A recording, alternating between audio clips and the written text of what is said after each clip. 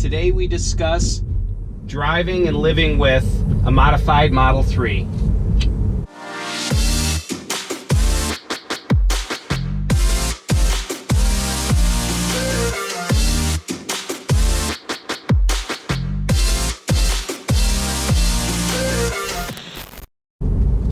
Hey guys, good morning.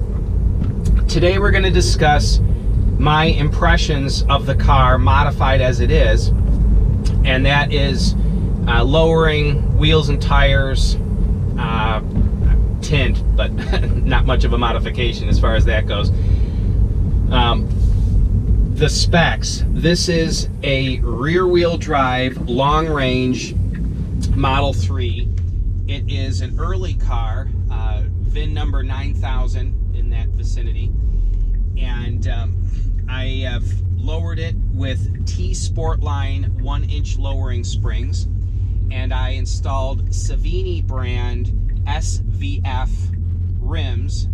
They are 20-inch diameter rims, 8.5-inch width in front, 10-inch wide rear, with 20-inch low-profile tires. I've got a 20-inch tire video, wheel and tire video that I'll put a link in the description, and also a link to that video at the end of this video. So the T-Sportline 1-inch lowering springs, I really like them. One of the things that I wanted in a car when I purchased this is I wanted an efficient car that was fun to drive, that had some sporting aspirations to it, but not a hard-edged performance or sports car. This car was primarily purchased for my business, to be visiting clients and have some afternoon and weekend fun thrown into the mix. I purchased this car with the stock 18-inch Aero wheels and tires. I did not get Tesla's own 19-inch sport wheels and tires. I just figured for the amount of money additional that those cost, I may as well buy my own aftermarket wheels and tires and be able to keep the original 18-inch wheels and tires, I don't know, for winter use or whatever. So now I've got installed my 20-inch wheels and tires. Then I had the T-Sportline springs installed to lower the car an inch and change the ride quality. And I also had it, day before yesterday, had it aligned and had the windows tinted. So my impression of the car, 2 thumbs up. It is fantastic. Absolutely awesome. Cannot say enough good about the car at this point. The lowering it and installing the wheels and tires has made this car into what I really wanted, and that is a sports car that is still usable on a day-to-day basis. And a couple companies, aftermarket companies, have mentioned that lowering and putting decent wheels and tires on the Model 3 makes it a monster on the racetrack. I don't know, I've never had it on the racetrack, but I can tell you that this is a wonderful sports car, and the way I define a sports car is a car that is primarily performance focused, both in power, brakes, as well as suspension and cornering. So now I didn't want, as I mentioned before, I didn't want a hard-edged sports car, but I want a sports car. I want something that I can throw into a corner, that I can trust at or near its limit to not do something unpredictable. And when I purchased the car with the original 18-inch Aero wheels and tires, it handled great.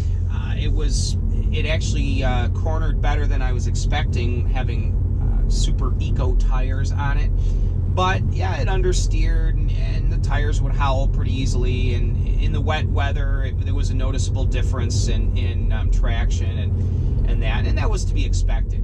So with these wheels and tires and with the lowering springs, that has all gone away. It originally, you'd throw it into a corner, and once the car was set into the corner, it would follow that line very predictably, and that was good.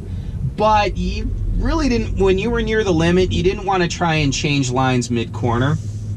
Now, the car will, you throw it into a corner, the suspension, there's not much setting that needs to occur. The suspension is pretty well set in the corner once you enter, and mid-corner you can make course correction changes. You can make course correction changes mid-corner without upsetting the car. And this is really a favorable trait. Now, the car still has a tendency to understeer, and it's actually, that understeer tendency in some ways is increased now that I've got wider wheels and tires at the rear. However, as a two-wheel drive car, and for those of you that don't know, the two-wheel drive Model 3s are rear-wheel drive. I had a client of mine the other day tell me that he wouldn't want a Model 3, at least not a two-wheel drive one, because he doesn't like front-wheel drive cars, and I said it's rear-wheel drive. And he was excited by that. Anyway, as a rear-wheel drive car, one of the things I noticed is in the rain with the original wheels and tires, it was beyond playful in the wet. It slid, and it you know, you had to be a little bit careful with it. Well, now with these wheels and tires, the wider tires at the rear, cornering in the rain, I can enter a corner and in the wet and get on it hard, and there's very little difference in cornering potential in wet versus dry at this stage. Now, some people might find that frustrating, that the back end doesn't get loose as easily as it did before, but I got to tell you, it's really nice knowing that you can enter a corner and the corner's wet, get hard on the throttle, and it will hunker down, hook, and launch through that corner. It just, the car is much more on rails now than it was before. Now, ride quality of the T-Sportline springs. I just went over railroad tracks. I'm sure you saw me bumping. Railroad tracks, any very harsh, bumps, pavement transitions, and that kind of thing, you do feel them more. There's no way around that. There's a loss of suspension travel, which means the suspension firms up at a more rapid rate than it did previously. T-Sportline mentions that the rear springs are dual rate, and that on small pavement imperfections makes the suspension more compliant. I would say that's probably true, but let's qualify that. With no weight in the trunk and without a bunch of people in the car, that's true. So if the car's empty and I'm the only person in it, I don't have anything in the trunk, then yes, small pavement imperfections, the car is more compliant than it was with the original springs. But I gotta tell you, if I've got a full trunk, if we've filled it with luggage or whatever, to where the rear suspension is squatted just a tiny bit, or if I've got other people in the car and the suspension is squatted a little bit, you lose that initial compliance, and the ride just becomes a small bit more, a little bit, I don't want to call it harsh, but you definitely lose some compliance once there's additional weight in the car. And now that was to be expected, but I have to say this though also, there is less tendency of the car to change ride height with added weight in the car. With the original springs, with a bunch of people in the car, it was squatting noticeably. Now you put added weight in the car, and it's really hard to tell any difference in ride height with more or less weight in the car. You only change the ride height maybe 1/4 of an inch rather than 1/2 or 3/4 of an inch by adding a bunch of weight inside the car, whether it be passengers or luggage or whatever. So that is a nice aspect of the car, that you can look at it, and no matter how much weight is in the car, the profile looks the same. Day-to-day driving, I would say that changing the tires and wheels gave it more grip and improved its ability to transition left-right rapidly. The lowering springs changed the ride quality in the ways I just described and reduced body roll. This car from the factory has very little body roll, but much of what body roll it had is eliminated by lowering it. And then also there is some sidewall roll in the higher profile 18-inch wheels and tires, and that's mostly eliminated with these low profile 20s.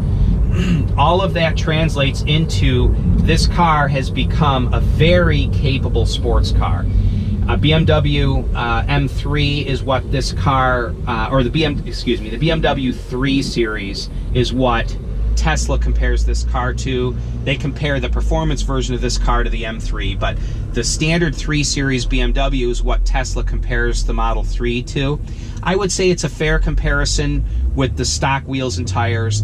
It's a much better comparison with with Tesla's own 19-inch sport wheels and tires. But with these 20-inch wheels and tires and lowered 1-inch, I would say this is a better sports car than the 3 Series BMW would be. And on top of that, you have the efficiency of 138 mpge that this car is rated at, the potential increase in reliability that an EV would have over a traditional gasoline-powered car, and all of those other benefits come in. So for those of you that are looking for a sports car, an electric sports car, this is the way to go about it. Now, I would say that for the amount of additional money I paid for the wheels and tires and the lowering springs and all that, I've got about $5,000 spent on the car between wheels and tires, the lowering, the springs themselves, the window tint, and that, a little under $5,000 just off the top of my head. For that amount of money, you could get a Model 3 and add all-wheel drive. And there's an argument to doing that. I wanted my car early, so I was forced to get the two-wheel drive. I'm glad I did in certain respects. For one thing, it's 200 pounds lighter. For another thing, the rear-wheel drive cars are more efficient. So those are some benefits. And I was able to take that extra money and get the lowering springs and the wheels and tires that I wanted, rather than just what Tesla provided me with. So anyway, so the choice is up to you. But I would say for those looking for a sports car, wow, once you lower it a little bit, put better wheels and tires on it, this car becomes extremely capable. Would I do it again? Would I recommend that you guys do it? My overall opinion of that is it depends on what you're looking for. For me, this is exactly what I wanted. I would say the only real negative to it would be the lack of ground clearance can be an issue. Going through car washes, it just slightly touches the alignment guides. It's low enough now that it's just a little bit of an issue. Parking up to the highest curbs, the nose is a little bit low. Parking against most parking blocks and curbs, it does clear it just barely. But some higher curbs, you could theoretically bump the nose. Overall, the ride quality has firmed up. So is it for you? Well, that depends. If you're looking for much more of a sports car experience out of your Model 3 and you want handling to match the torque and the performance, absolutely yes. If you're looking to be more efficient in your drive and to save the money and whatever, then honestly, for me, there were a lot of factors. I also wanted it to look better. Personally, I feel that the body lines dictated a more attractive and more aggressive stance. Wheel design and also window tint just seems to do something for a car that gives it a little bit of a menacing, look that that the car wouldn't have otherwise. When I bought this car, I defined it as handsome, but not necessarily aggressive looking. Well, adding the wheels and lowering it a little bit, as well as tinting the windows, has definitely added an aggressiveness to the car, an aggressive look, and it really performs well at this point. The roads are wet right now, and it is just railing through corners. So the car is awesome. Anyway, I think that's all I have for you for today. I'll give you an update on are the tires lasting or are they wearing and all that. Also, if you do lower your car, you're going to want to bring it in and have it aligned. The caster and camber are not adjustable, but the toe is adjustable. And Both front and rear wheels ended up slightly towed out after the suspension lowering, so it was $90 to have it aligned and correct the toe issue. And other than that, you know, all seems to be right with the world. And if I find any odd differential wear from the tiny bit of increased negative camber from the drop, then I can always get adjustable suspension links to compensate. But anyway, thanks for watching the video, guys. Give me a thumbs up, like, and subscribe. And got lots of other cool videos for you guys coming up here soon, so make sure you keep an eye on the channel.